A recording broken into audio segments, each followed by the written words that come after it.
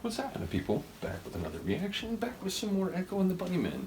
Once again, big shout out to Amber for sharing their catalog with us. We're back to Heaven Up Here, 1981. And the next track is No Dark Things. It's intriguing.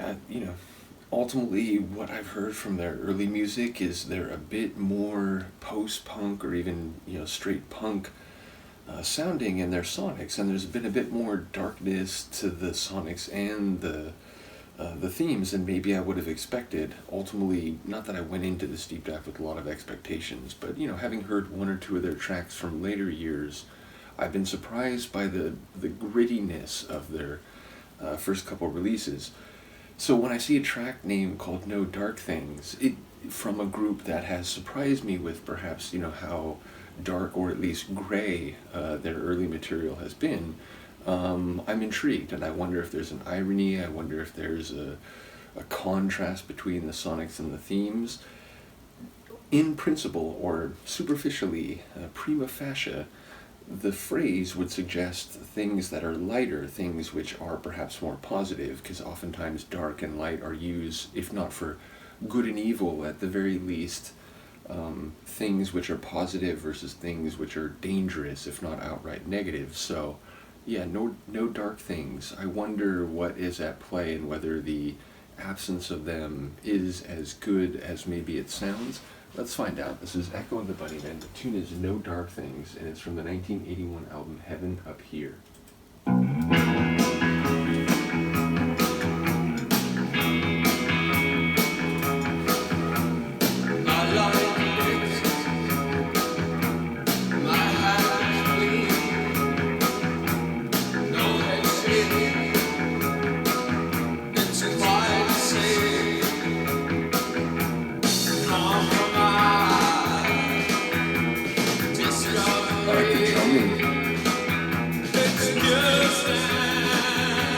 And it feels dark.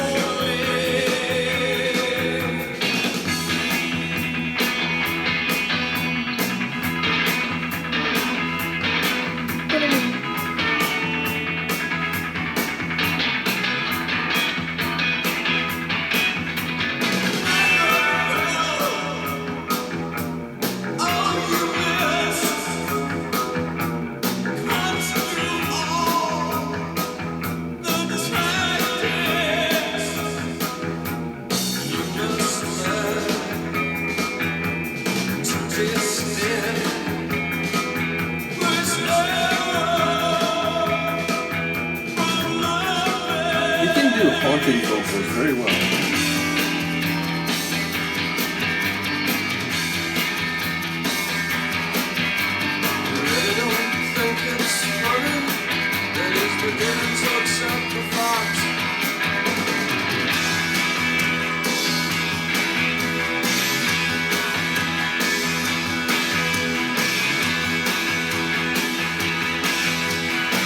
I like the drumming a lot in this track.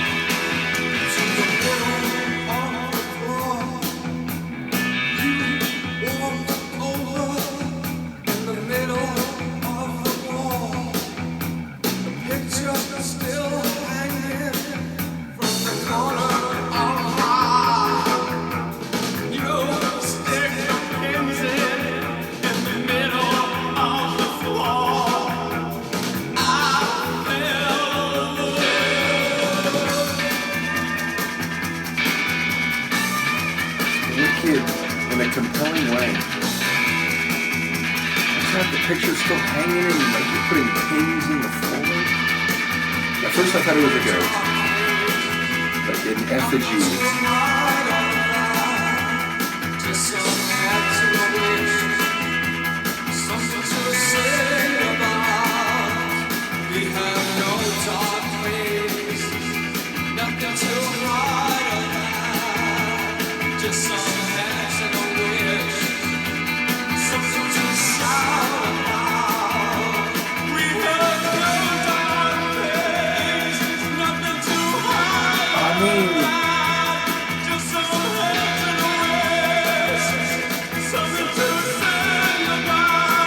It could be in like a rock opera or something, man. What a tune. No dark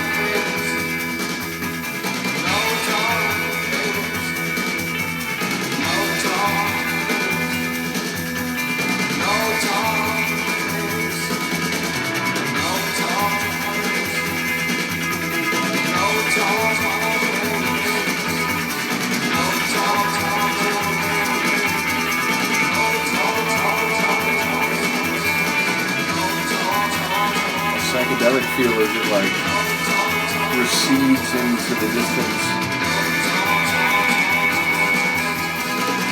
But the percussion's still right here.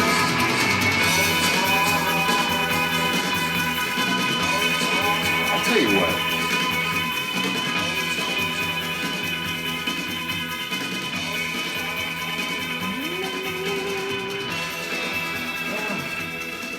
Fade if they're still doing cool, like shifting elements like this.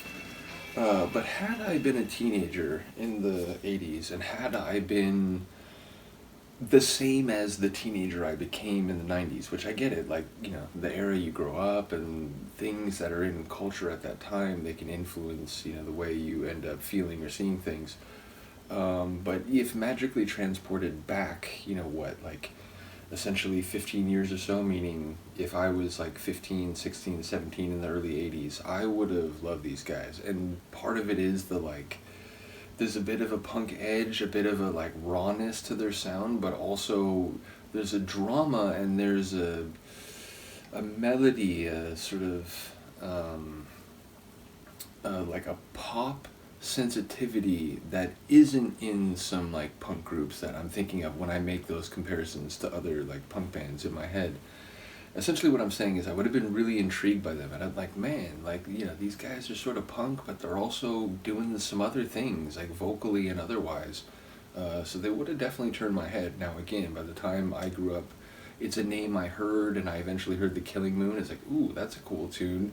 But for whatever reason, it didn't, you know, I didn't take a deeper dive. And it was just a name and a group that I was aware of. It's like, oh, right, they're an 80s group. And I, you know, I think a couple of their tunes are big and have been used in films. And I told you when I saw, I told you all, when I saw the Donnie Darko film and the Killing Moon is used very prominently in that, it was like a reminder. It's like, oh man, like this track, yeah.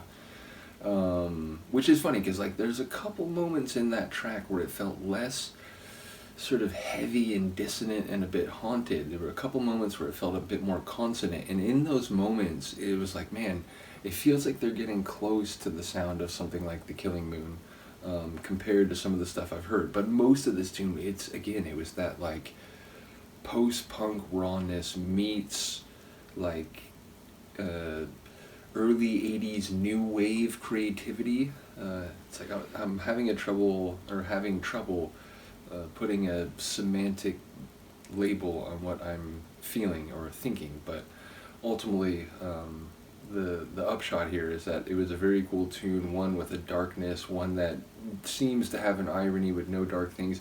Lyrically, I didn't catch a whole lot, but again, I heard the title phrase itself at one point, and he's talking about like interpersonal relations, and again that one set of imagery, there's a painting or like a poster or a painting, I forget what the line was, but it's still hanging, but I don't know, it wasn't wall, it was like corner, I forget what it was, and then like right after that it was something about someone putting pins in the floor or in the carpet, I don't remember.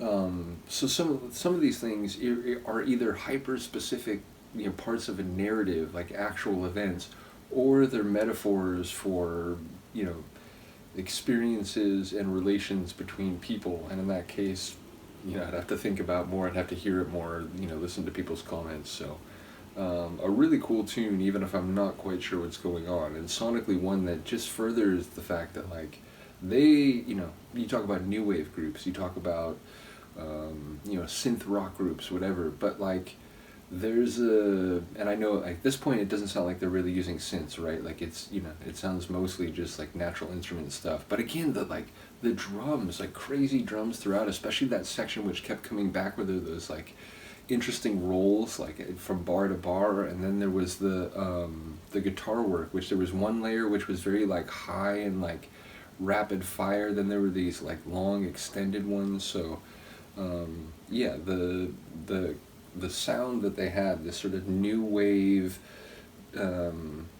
style, it's like, in a way, it's like, okay, that's a label people use for a lot of groups, but, you know, the more I hear their music, it's like, yeah, like, that label fits, but you have to hear it to know, like, what that means for them specifically, which I suppose you could say about most groups. But yeah, they really are in their own lane, is the Cliff's Notes version of what I'm trying to say. in any case, I've wasted enough of your time, but shout out to Amber once again, and again, of cheers and appreciation for the patience when it comes to this and some other deep dives, like, because the holiday period just, stuff got interrupted for like 3 weeks, so I think this deep dive has been more than a month, so I do apologize. Hopefully the next one will be quicker than that. Let me know what you think. I will see you next time. Peace.